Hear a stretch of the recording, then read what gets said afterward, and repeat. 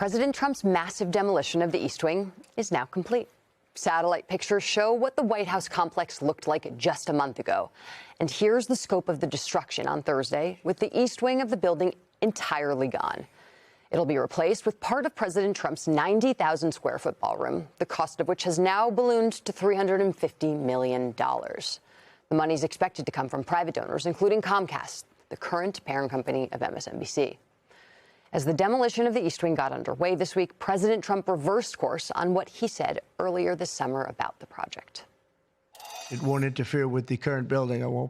It'll be near it, but not touching it, and pays total respect to the existing building, which I'm the biggest fan of. It's my favorite place. I love it. We determined that after really a tremendous amount of study with some of the best architects in the world, we determined that really knocking it down, trying to use a little section. You know, the East Wing was not much. In order to do it properly, we had to take down the existing structure.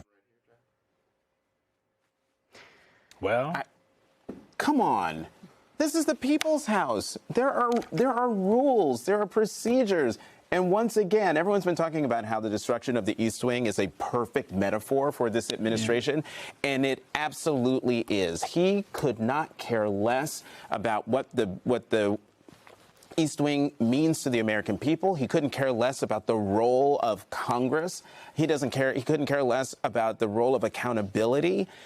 He is running roughshod over the country, and that right there, what we're watching right there, is just the perfect metaphor. I can't tell you how upset this makes me. There's a couple of things for me. Is one, the reason that when people go to the White House, they go, wait, it's so much smaller than I expected. That was the point, because our founders, as nightmarish as they were on some policies, like slavery, they knew that the kind of place that they wanted the head of state to live in wanted to be more. They wanted it to be more humble. They didn't want it to be huge. They didn't want it to look like a palace. That's why it's not gold encrusted until recently, kings. right? That was very important to them. Two, he lied about not destroying it. A couple months ago, when this first came out, they said they weren't going to touch the East Wing. You just heard him say it, and then they completely destroyed it without telling anybody. Well, the reporters just saw it happening.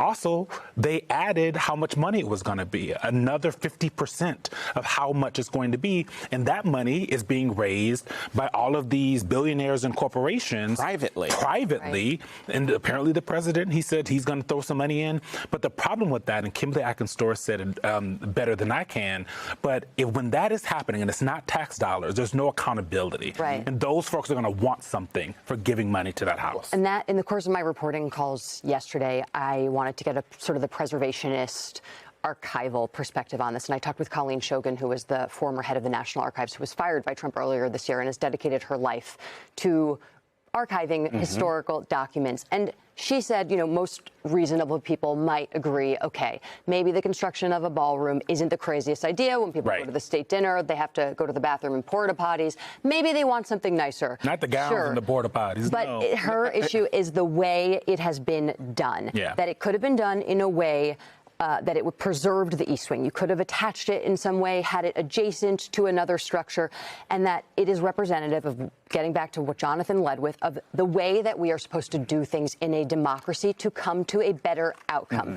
The reason why democracy operates in a consensus-driven way, and that we go through a process, the way legislation, regulations, policy programs, and institutions are made, is to get to a better outcome. Yeah.